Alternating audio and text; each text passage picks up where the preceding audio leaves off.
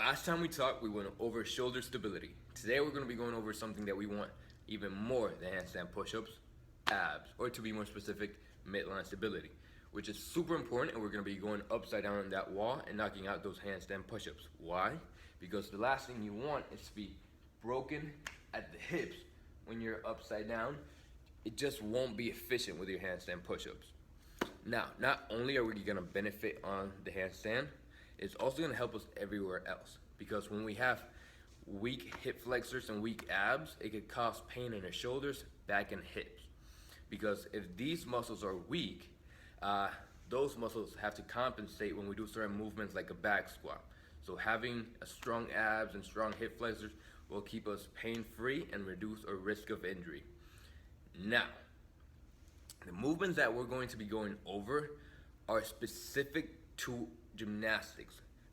There are many different movements. We have the sit-ups, crunches, Russian twists, a bunch of different movements. The ones we're going to cover are specific to gymnastics. The way we're going to go over it, we're going to go from beginner movements to more advanced movements. The next movement that's going to get your abs rock hard is the hanging leg raise. Great for abs, hip flexors, and grip strength. You're going to come up to the pull-up bar. Your hands are outside your shoulders. Your thumb is around the bar for safety. When you're hanging, your shoulder blades are down and back. Here, with control, I'm going to lift my legs hip height. Legs are together, my toes are pointed, and down with control. Avoid swinging, so there is no kick. Completely straight. You could do 2 legs at a time, or you could have fun with it and you could do 1 leg at a time. You could alternate as well.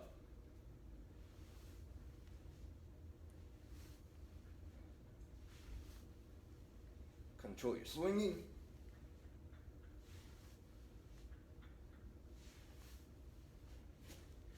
You could have a lot of fun with this. You could get creative with it. You could do it as extra credit. If I do 2 legs at a time, I would do maybe 3 rounds of 10 reps with a minute break in between. If I'm alternating, I'll do 20, 10 and 10 on each leg, 3 rounds with a minute break in between. Okay guys, so the next movement and more advanced movement that we're going to be going over is the hanging tugged front lever on the rings. For the hanging tugged front lever on the rings, you want to make sure that your hands are chalked up, good strong grip on those rings, shoulder blades down and back. Knees and feet are together, your toes are pointed. You're going to bring your knees in, keeping a hollow body. From here, I'm going to push down on those rings and bring my body to a vertical position. You want to have your hips stacked over your shoulders. Back down with control and pull down on those rings.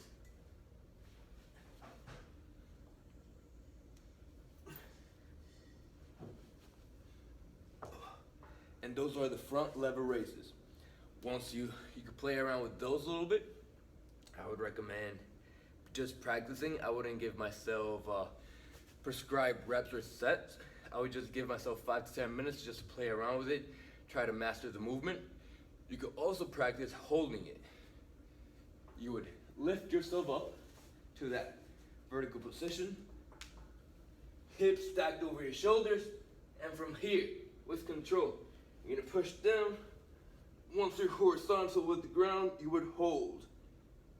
So I'm actively pushing down on those rings, and I'm keeping my feet, my knees together, and that hollow body position. And down with control. So that is the tug front lever raises and hold. Again, I wouldn't give myself a prescribed set of reps.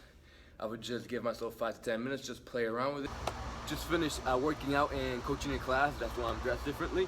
But the next movement we're gonna go over is a modification of an L-sit. It's a great exercise to build that strength and that body awareness that you need for gymnastics and handstand push-ups.